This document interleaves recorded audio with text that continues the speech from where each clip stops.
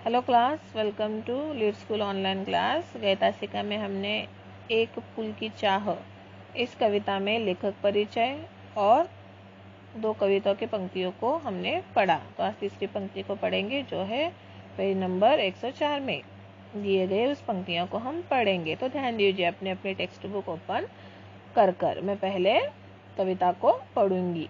भीतर जो डर सा छिपाए हाय वही बाहर आया, एक दिवस सुखिया के तनु को ताप तप्त मैंने पाया। ज्वर में विहल वो बोल रही, क्या जानू किस डर से डर, मुझको देवी के प्रसाद का एक फूल ही दो लाकर।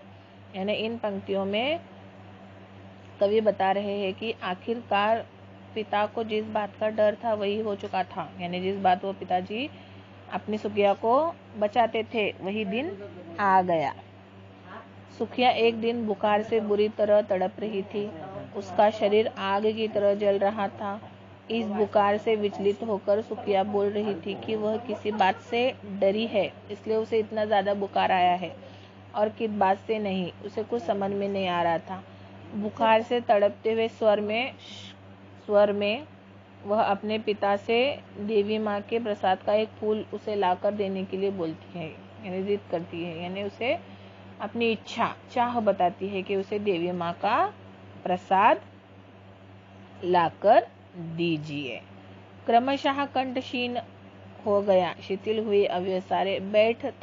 बैठा था नव नव उपाय की चिंता में मैं मन मारे।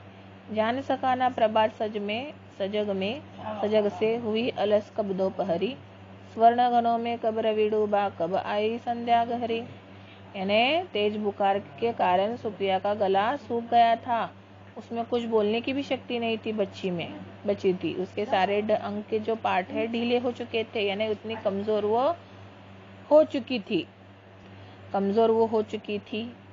वही दूसरी ओर सुखिया के पिता ने तरह तरह के उपाय लगाए उसके बुखार को कम करने के लिए, लेकिन कोई भी काम नहीं आया। इसी वजह से वह गहरी चिंता में मन में डूबा हुआ था। वह बेचैनी में हर पल यही सोच रहा था कि कहीं से ऐसा उपाय ढूंढ लाऊं जो अपनी बेटी का मैं इलाज कर सकूं। इसी चिंता में उसे यह समझ में नहीं आ रहा था कि कब सुबह से दोपहर हो गई और कब दोपहर खत्म हुई और शाम आई, उसे पता ही नहीं चला। इतनी सोच में वह गहरा डूब पड़ा था। आगे देखो तीसरी पंक्ति। सभी और दिखलाई दी बस अंधकार ही छाया, छोटी सी बच्ची को ग्रसने कितना बड़ा तिमिर आया। ऊपर विस्तृत महाकाश में जलते से अंगारों से झुलसी सी जाती थी आंखें जगमग जगते तारों से। यानी इस पंक्ति में कवि ने यह बता रहे हैं कि ऐसे निराशाजनक माहौल के अंधकार में भी मानो डसने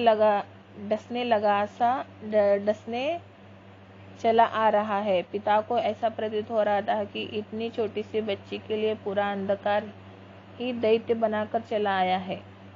पिता इस बात से हताश हो चुका था कि वह अपनी बेटी को बचाने के लिए कुछ भी नहीं कर पाया। इसी निराश में संध्या के समय आकाश में जगमगाते तारे भी पिता को अंगारों की तरह लग रहे थे, जिससे उसकी आंखें झुलसी जा रही थी। यानी रो रो कर इतना वह बेचैन हो रहा था।